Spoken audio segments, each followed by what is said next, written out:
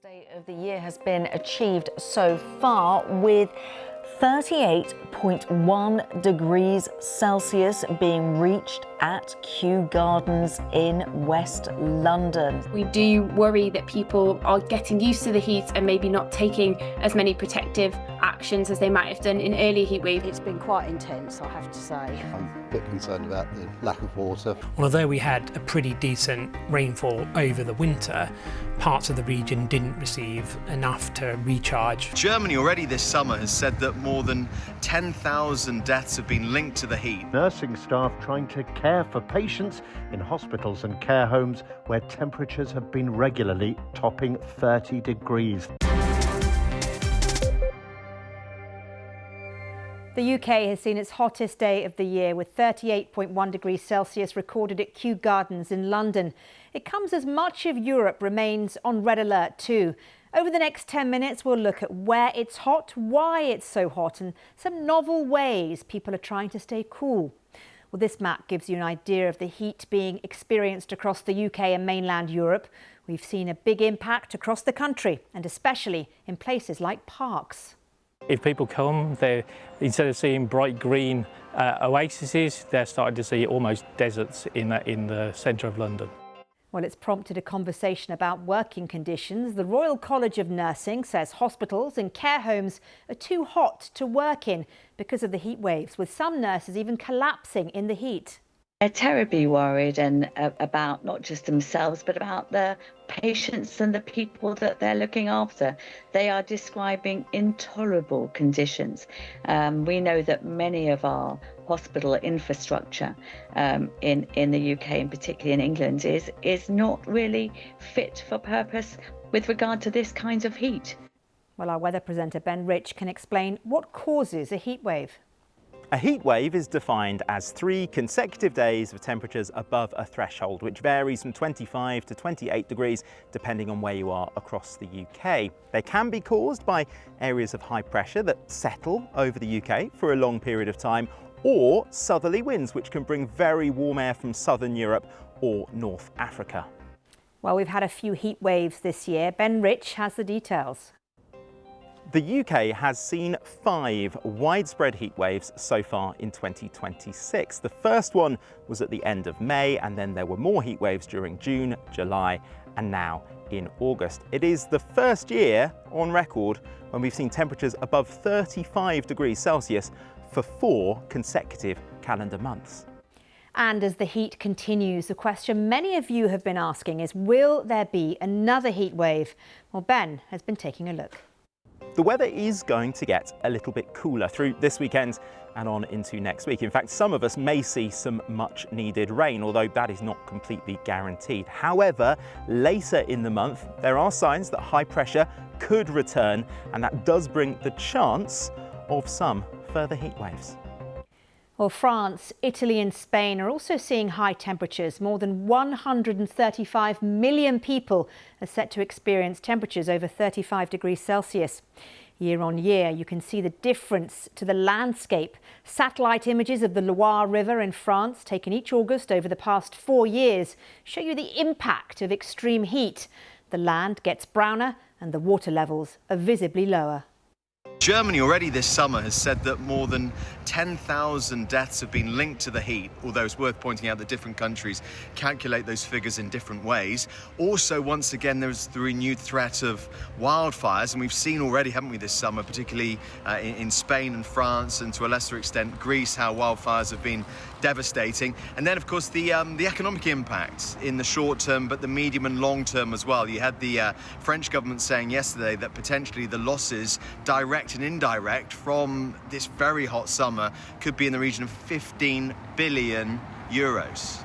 Elsewhere in Europe, Romania has been forced to completely shut down its only nuclear power station because of extremely low water levels in the Danube River. Our Central Europe correspondent Nick Thorpe can tell us more.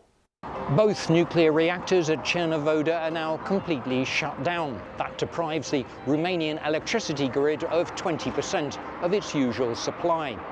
During the daylight hours, that can be easily made up. Solar power is now on 44%. Traditional sources like coal, oil and gas, wind power and what's left of the country's hydropower make up the rest.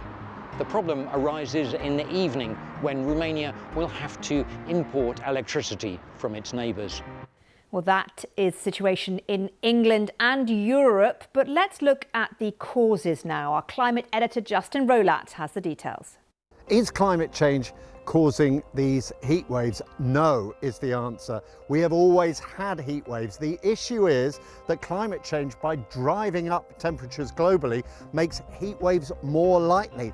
Temperatures are hotter already, so the extreme heat of heat waves become more likely. Heat waves become more frequent, they become more intense, and they also last longer, and that is a function of climate change. Well, El Niño is a natural weather pattern, but could it be adding to the extreme heat? Justin can explain. El Niño is a recurring natural weather pattern which involves warm water in the Pacific Ocean rising to the surface on the west coast of South America, so the east of the Pacific, and delivering an extra blast of heat to the atmosphere, and that affects weather patterns all around the world. It is a natural phenomenon. There's no evidence that the cycle of El Niño is affected by climate change, but here's the thing, just like droughts, El Niño is now coming in a world that's already hotter. And remember, 90% of the additional heat that comes into the atmosphere is absorbed by our oceans. And in fact, data from July showed that the oceans outside polar regions were hotter than they had ever been before in July this year. So the El Niño effect is coming against a background of already significantly hotter sea levels, and therefore has more heat to deliver to the atmosphere. Well, with more extreme heat likely going forward, Justin has some tips on how you can cool down. Quite simple, don't do what I'm doing. Don't stand in the sun like this, stay in the shade, close the curtains and shut the windows during the day. Only open your windows and open the curtains when it's dark outside and the air is cooler than the air inside your house. Crucially, stay hydrated, drink enough water. Even if you don't feel thirsty, make sure every now and then you're taking a drink to make sure you've got enough water in your system. Use a fan if you've got one, and if you're feeling really hot, take a shower. Even a warm shower will actually cool you down quite considerably. So there are a lot of things you can do to stay cool even in hot weather. Well, as Justin touched on, there are practical things you can do to keep yourself, your home or your workplace cool. Let's take you through a few options. Portable fans have become increasingly common. In the UK, you often see people with them on the Tube network in London. Umbrellas are frequently used to shield people from the heat. Just make sure they are protecting you from those UV rays. And a slightly less conventional alternative is air-conditioned clothes. In Japan, they're also trialling another way to cool people down, as our Tokyo correspondent Kurumi Mori explains. This is called Do Hyemon Box, which roughly translates to the cooling box, a one-person booth designed to cool your body down fast during extreme heat. It was built for people working in dangerous heat, like construction workers and factory staff. But it could also be used during emergencies, including after earthquakes, when people may be forced to wait outside in intense heat. That matters because Japan is facing worsening heat. In just the past 2 months, more than 53,000 people have been treated for heat stroke, with 79 deaths reported. The unit is now being rolled out in public spaces and sold to businesses. Would you try this human fridge? Yep, definitely. Cool. And that's all you need to know about this latest heat wave.